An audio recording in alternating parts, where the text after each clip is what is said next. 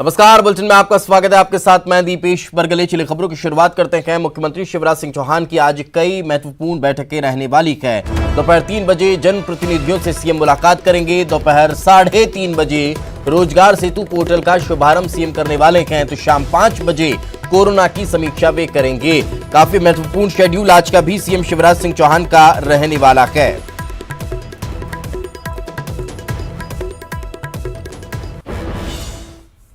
आगे बढ़ते हैं और अब बात करते हैं बीजेपी आज उपचुनाव के रण का आगाज करने जा रही है। केंद्रीय मंत्री नितिन गडकरी आज जनसंवाद रैली को संबोधित करेंगे। शाम 4 बजे केंद्रीय मंत्री वर्चुअल रैली को संबोधित करने वाले हैं। इस दौरान गडकरी केंद्र की उपलब्धियां गिनाएंगे। उपचुनाव के लिहाज से इस रैली को महत्वपूर्ण माना जा रहा है। गडकरी आज ग्वालियर चंबल को लेकर बड़ा ऐलान भी कर सकते हैं। उपचुनाव की 24 सीटों में से 16 सीटें ग्वालियर चंबल में हैं। पिछले दिनों सीएम शिवराज ने ट्वीट किया था। इस ट्वीट में सीएम ने चंबल एक्सप्रेस वे का जिक्र किया था। आज केंद्रीय मंत्री चंबल एक्सप्रेस वे को चंबल प्रोग्रेस वे के नाम से ऐलान कर सकते हैं।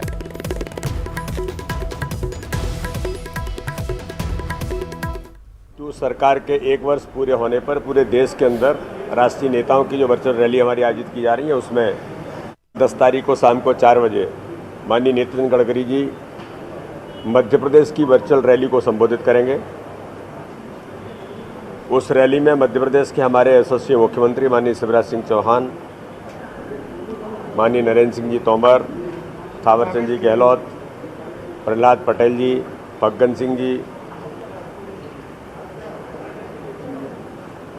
ज्योतिरादित्य सिंधिया जी, सभी वरिष्ठ लीडर्स हमारे जो है अलग अलग स्थानों से उसमें जुड़ेंगे और नितिन जी रैली को संबोधित करेंगे। उसकी तैयारी आज आपने देखी है कि तैयारी उसकी प्रारंभ हो गई है और सभी लोग इस रैली को यशस्वी बनाने के लिए लगभग 1 लाख से ऊपर लोग इस रैली में ऑनलाइन, जो मैंने जिसका उल्लेख किया था कि फेसबुक, ट्विटर, अलग अलग प्रकार के जो मीडिया के जो माध्यम है उनके माध्यम से इस रैली में नितिन गडकरी जी संबोधित करेंगे।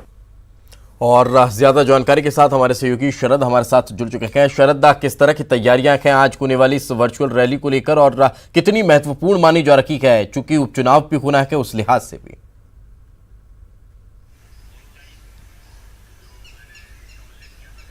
बिल्कुल, देखिए कोरोना महामारी के बाद जो लॉकडाउन लगा और राजनीतिक जो रैलियां हैं उन पर प्रतिबंध लगा हुआ है अभी राजनीतिक कार्यक्रमों पर। लिहाजा अब जो प्रचार का तरीका है वो कहीं ना कहीं डिजिटल और वर्चुअल हो गया है। उसी कड़ी में बीजेपी ने जो अभियान चलाया है मोदी सरकार 2 की 1 साल की उपलब्धियां गिनाने का, उसके तहत केंद्रीय मंत्री नितिन गडकरी की एक जन संवाद रैली आज होने जा रही है जो मध्य प्रदेश के लिहाज से होगी। ये जन संवाद रैली शाम 4 बजे से वो संबोधित करना शुरू करेंगे और इसके लिए अगर हम तैयारियों की बात करें तो बीजेपी प्रदेश कार्यालय में डिजिटली एक बड़ी स्क्रीन लगाई गई है जिस पर उस रैली का सीधा प्रसारण किया जाएगा। साथ ही साथ में बीजेपी ने ये तैयारी की है कि ऑनलाइन तरीके से एक लिंक जनरेट किया जाएगा इस वर्चुअल रैली का और उस लिंक के जरिए करीब 1 लाख लोगों को जोड़ने का दावा बीजेपी की ओर से किया जा रहा है।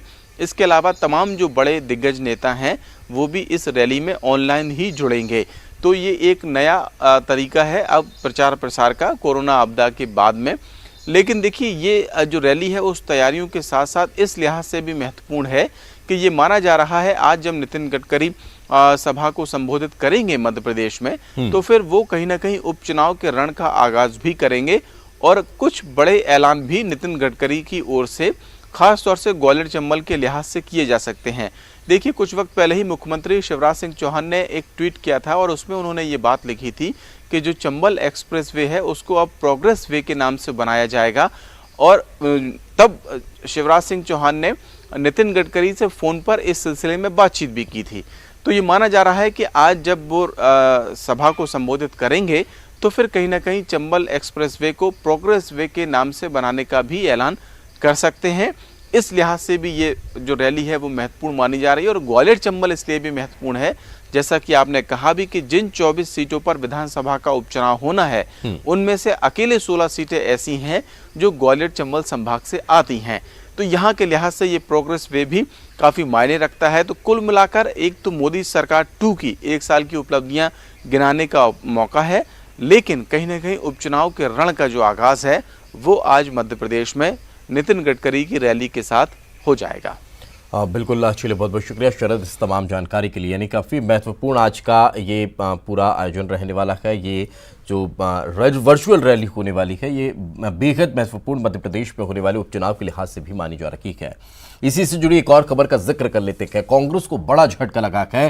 कल कांग्रेस के 500 कार्यकर्ता और नेता बीजेपी में शामिल हो गए। भोपाल बीजेपी दफ्तर में सीएम शिवराज की मौजूदगी में इन लोगों ने बीजेपी की सदस्यता ली।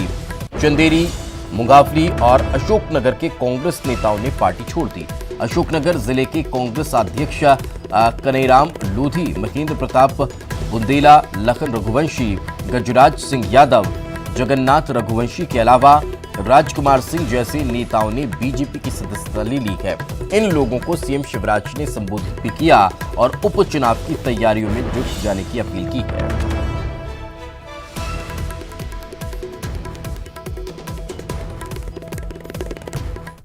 बीजेपी के दिग्गज नेता ज्योतिरादित्य सिंधिया की तबीयत खराब हो गई है, जिसके कारण उन्हें दिल्ली के मैक्स अस्पताल में भर्ती कराया गया है। हालांकि सिंधिया की मां माधवी राजे सिंधिया पहले से ही कोरोना को लेकर मैक्स अस्पताल में भर्ती हैं, जिसके बाद कोरोना की आशंका के चलते सिंधिया को भी अस्पताल में भर्ती कराया गया है।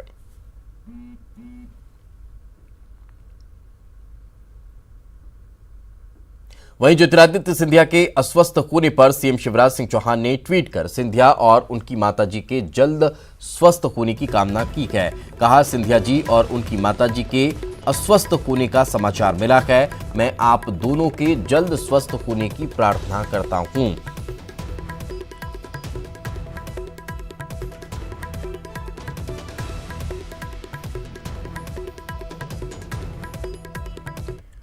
तो वहीं ज्योतिरादित्य सिंधिया की सेहत को लेकर कमलनाथ ने भी ट्वीट किया है। पूर्व सीएम कमलनाथ ने ट्वीट कर लिखा है, ज्योतिरादित्य सिंधिया और उनकी माताजी के अस्वस्थ होने की जानकारी मिली।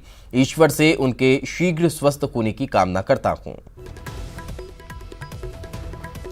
तो ट्वीट के जरिए पूर्व मुख्यमंत्री कमलनाथ ने भी ज्योतिरादित्य सिंधिया के जल्द स्वस्थ होने की कामना की है और उन्होंने लिखा है कि ज्योतिरादित्य सिंधिया और उनकी माताजी के अस्वस्थ होने की जानकारी मिली। ईश्वर से उनके शीघ्र स्वस्थ होने की कामना करता हूं।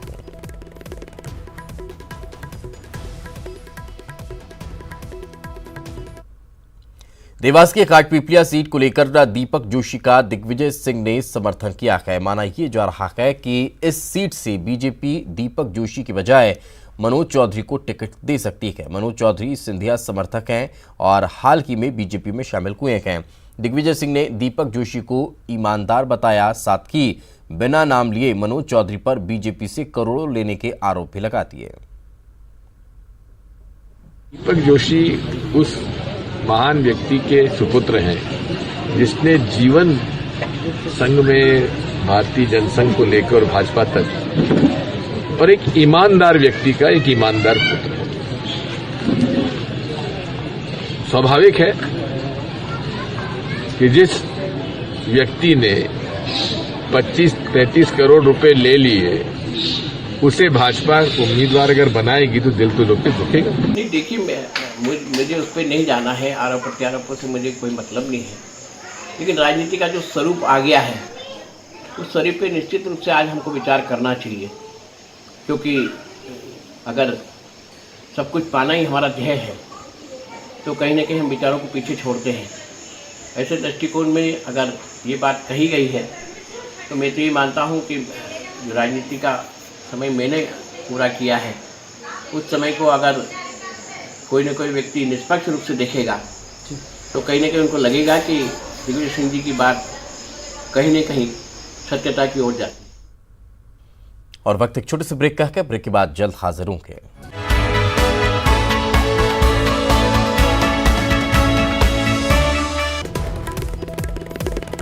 तो 23 सूत्रीय एजेंडे पर कलेक्टर से बातचीत सीएम करने वाले हैं। प्रदेश में विकास कार्य अभी तक का किस तरह से चल रहे हैं, किस विकास कार्य में कितनी प्रगति हुई है, सरकार की योजनाएं कहां तक पहुंची हैं, कोरोना काल में विकास बाधित न हो इन तमाम बिंदुओं पर बातचीत सीएम कलेक्टर से करने वाले हैं और जिलों में किस तरह की स्थितियां हैं, कहां किस तरह की कमियां हैं, कहां किस तरह की ज़रूरतें हैं, उन तमाम चीज़ों पर विचार विमर्श आज इस बैठक के दौरान होने वाला है। लेकिन सबसे महत्वपूर्ण बात ये स्पष्ट है कि किसी भी परिस्थिति में विकास कार्य रुके ना और वो निरंतर चलता रहे, यही दिशा निर्देश भी आज कलेक्टर्स को सीएम देने वाले हैं। तो और ज्यादा जानकारी के साथ हमारे सहयोगी सुरेंद्र हमारे साथ जुड़ चुके हैं। सुरेंद्र, क्या ताज़ा जानकारी, कितने बजे ये बैठक होने वाली है और जो 23 सूत्रीय एजेंडा बताया जा रहा है उनमें कौन कौन से प्रमुख बिंदु हैं? देखिए दीपेश, ये बैठक 11 बजे से शुरू होगी और जो प्रदेश के सभी कलेक्टर्स 28 जिले के कलेक्टर्स इस वीडियो कॉन्फ्रेंसिंग में जुड़ेंगे। साथ ही इसमें सीएस भी रहेंगे और जो मुख्यमंत्री के प्रमुख सचिव हैं वो भी इसमें शामिल रहेंगे। तो इसमें एजेंडा जो बनाया गया, खासकर जो कोरोना काल में जो उद्योगों को लेकर क्या ढील दी जा सकती है, उद्योग कैसे चलाया जाए, पटरी पे कैसे लाया जाए, जो जनजीवन है उसको कैसे सुधारा जाए, और साथ ही जो क्वारंटाइन सेंटर्स बनाए गए हैं उनकी व्यवस्थाएं क्या हैं, किस तरह से वो वहां पर जो लोग रह रहे हैं क्वारंटाइन सेंटरों में उनको किस तरह की व्यवस्थाएं दी जा रही हैं, क्या सहूलियतें दी जा रही हैं।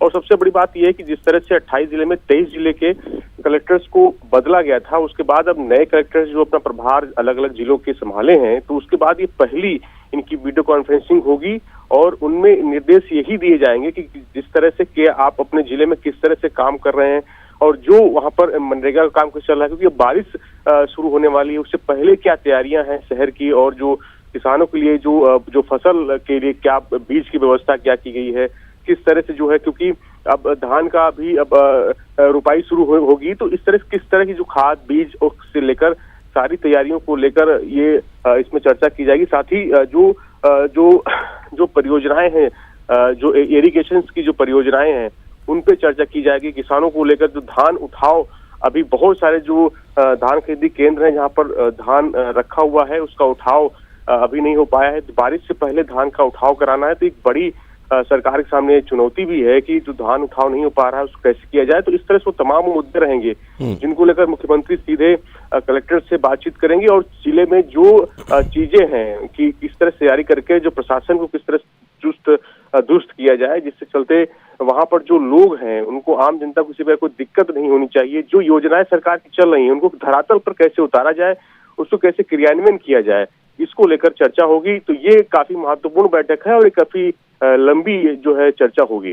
जी बहुत बहुत शुक्रिया सुरेंद्र इस तमाम जानकारी के लिए। तो काफी महत्वपूर्ण ये बैठक रहने वाली है और काफी बृहद चर्चा इस बैठक के दौरान होगी, तमाम कलेक्टर्स से बातचीत होगी, जैसा कि हमारे सहयोगी सुरेंद्र आपको बता रखे थे विस्तार से कि किन किन महत्वपूर्ण बिंदुओं पर इस बैठक में विचार विमर्श किया जाएगा।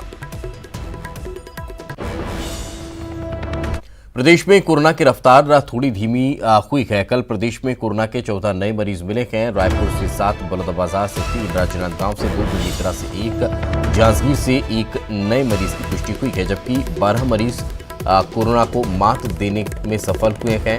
अब प्रदेश में एक्टिव मरीजों की संख्या 859 हो चुकी है, तो कुल मरीजों का आंकड़ा 1211 पर पहुंच चुका है, जबकि 347 मरीज कोरोना को मात देकर घर भी रवाना हो चुके हैं।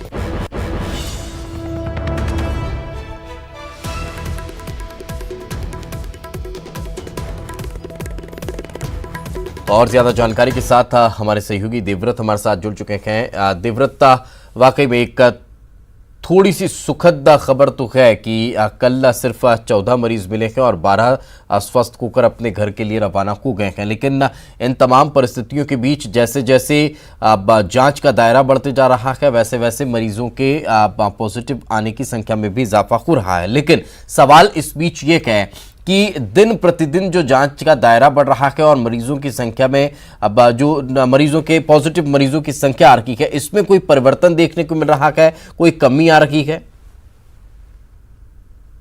जी बिल्कुल, जो आंकड़े आए हैं उसके मुताबिक तो यही है कि कल जो मरीज आए उसमें यही लग रहा है कि कोरोना की रफ्तार धीमी हुई है, लेकिन इसका ये मतलब बिल्कुल भी नहीं है कि खतरा टल गया है, संकट टल गया है, क्योंकि एक्टिव मरीज अब भी 850 से ज़्यादा हैं और कुल मरीजों की संख्या जिस तरह से 1211 पहुंच चुकी है। लेकिन क्योंकि पुराने जो जांच के पेंडिंग केसेस हैं वो अभी तक के उसकी रिपोर्ट्स नहीं आई हैं और बहुत सारी जो यहाँ पे लैब हैं वो जांच में लगे हुए हैं। मेकाहारा का लैब है, एम्स का लैब है और जिस तरह से अभी फ़िलहाल ये भी तैयारी की जा रही है कि एक दिन में 1500 सैंपल्स की जांच की जाए, तो लिहाजा इसके लिए एम्स में नई मशीन लाई गई है और अब उम्मीद ये की जा रही है कि जल्दी से जल्दी जांच होगी और रिपोर्ट पता चल पाएगी आखिर के मरीजों का स्टेटस क्या है। तो फिलहाल जिस तरह से ये कहा जा रहा है कि रफ्तार धीमी हुई है, रफ्तार ज़रूर धीमी है लेकिन क्योंकि जांच कम हो रही है और जांच रिपोर्ट सारी नहीं आ पा रही है, इस वजह से ये रफ्तार धीमी हुई है। कोरोना का खतरा टल गया ऐसा कहना अभी सही नहीं होगा क्योंकि जिस तरह से ये देखा गया कि प्रदेश में बीते एक हफ्ते के दौरान मरीजों की संख्या में ज़बरदस्त इजाफा हुआ, बड़ी संख्या में जो मरीज़ हैं वो सामने आए और सभी ज़िलों से मरीज़ सामने आ रहे हैं और सभी जो एरियाज़ हैं जहाँ से मरीज़ निकल रहे हैं उनको कंटेनमेंट जोन बना करके एहतियात भी बढ़ता जा रहा है, लेकिन मरीजों की संख्या अभी घट नहीं रही है। और ऐसे में क्योंकि कई सारी जांचें पेंडिंग है एम्स के पास, तब ये कोशिश की जा रही है कि ज़्यादा से ज़्यादा जांच हो और सभी लैब इस पे लगे हुए हैं, स्वास्थ्यकर्मी लगे हुए हैं। और क्योंकि एम्स में भी अभी कुछ जो स्वास्थ्यकर्मी थे वो कोरोना की जद में आ गए थे, इस वजह से भी काम काफ़ी प्रभावित हुआ था।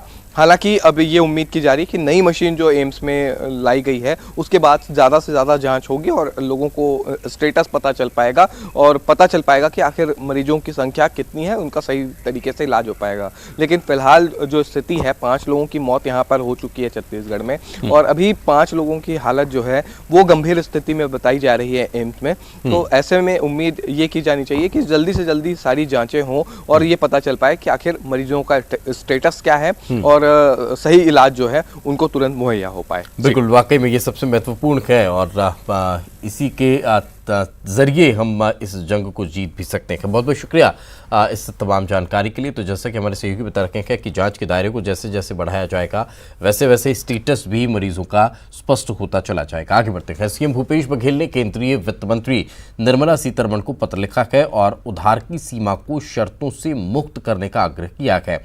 सीएम ने कहा है कि राज्यों के लिए दी गई जीएसडीपी के 2% अतिरिक्त उधार की सीमा को सभी शर्तों से मुक्त किया जाए। उन्होंने कहा कि दी गई सुविधा कई शर्तों और मापदंडों पर आधारित होने के कारण संसाधनों की कमी की समस्या जस की तस बनी हुई है। साथ ही सीएम ने कहा कि केंद्र द्वारा जारी आर्थिक पैकेज अर्थव्यवस्था को उबारने और आम लोगों की जरूरतों को पूरा करने में नाकाम रहा है। बघेल ने कहा कि गरीब परिवारों को मुफ्त राशन, वेतन भोगियों को नियमित वेतन और सभी के लिए समुचित स्वास्थ्य सेवाएं राज्यों की प्राथमिकताएं हैं।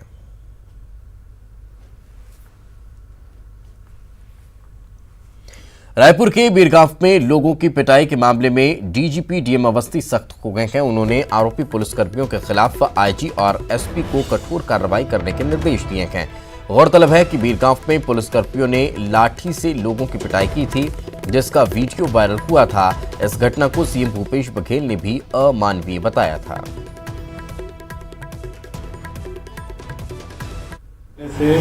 कोविड के दौरान और पिछले 1.5 साल में छत्तीसगढ़ पुलिस का मानवीय और पहलू रहे, इस बारे में हमने बराबर प्रयास किया और लगातार निर्देशित करते रहे। अभी हाल ही में जो घटना है, कुछ एक आध हुई बिलासपुर में, उसमें टीआई को सस्पेंड किया था और ये वाली घटना जो कल आई है वीडियो मीडिया के माध्यम से जब वायरल हुआ तो उसके बाद मैंने फिर एक निर्देश जारी किए हैं कि अब कोई पुलिसकर्मी इस प्रकार से यदि कोई मारपीट करता है तो उसके विरुद्ध कड़ी विभागीय कार्रवाई की जानी चाहिए और अगर जरूरत पड़े तो आपराधिक प्रकरण भी करें। सूरजपुर में क्वारंटीन सेंटर से प्रवासी मजदूरों ने भागने की कोशिश की। इस मामले में जिला प्रशासन ने बड़ी कार्रवाई करते हुए 2 पटवारियों को निलंबित कर दिया है, जबकि डिप्टी कलेक्टर और तहसीलदार को कारण बताओ नोटिस जारी किया गया है। जिले के लाइवलीहुड कॉलेज में बनाए गए क्वारंटीन सेंटर में 92 लोगों को रखा गया है।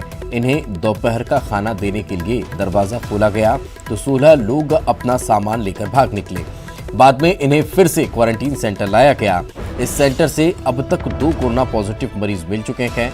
क्वारंटीन सेंटर से भागने की कोशिश करने वाले लोगों ने यहां अव्यवस्था की बात कही है, लेकिन एसडीएम यहां सभी इंतजाम होने का दावा कर रहे हैं। लोग निकले थे यहाँ से और अव्यवस्था का विषय नहीं था। विषय था कि कल रात को एक केस पॉजिटिव निकल गया, तो वो थोड़ा दहशत में आ गए थे वो लोग। उनको समझा दिया गया, समझा बुझा के वो लोग वापस भी चले गए। कोई अवस्था। बीजेपी की राष्ट्रीय महासचिव सरोज पांडे एक दिन के दौरे पर राजनांदगांव पहुंची। सरोज पांडे ने केंद्र सरकार के एक साल पूरा होने पर उपलब्धियां गिनाई और कांग्रेस पर निशाना भी साधा है। भारतीय जनता पार्टी की सरकार को एक साल का कार्यकाल बहुत सफलता के साथ सरकार ने पूरे किए। इस एक साल में सरकार ने बहुत महत्वपूर्ण निर्णय किए। पूरे विश्व में इस वैश्विक महामारी ने जिस प्रकार की तबाही मचाई है, बहुत से संसाधन संपन्न राष्ट्र भी उसकी चपेट में है, लेकिन भारत उसमें से सफलतापूर्वक निकल रहा है। राहुल गांधी जी ने छत्तीसगढ़ के विषय पर भी अपनी बात को कहा था।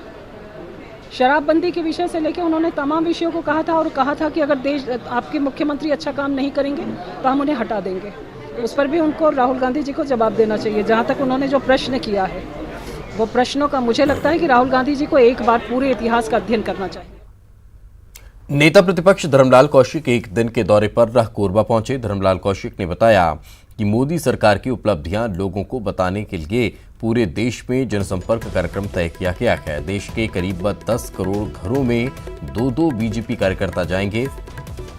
लोगों को पीएम मोदी का पत्र दिया जाएगा, साथ ही वीडियो कॉन्फ्रेंसिंग और वर्चुअल रैलियां भी होंगी।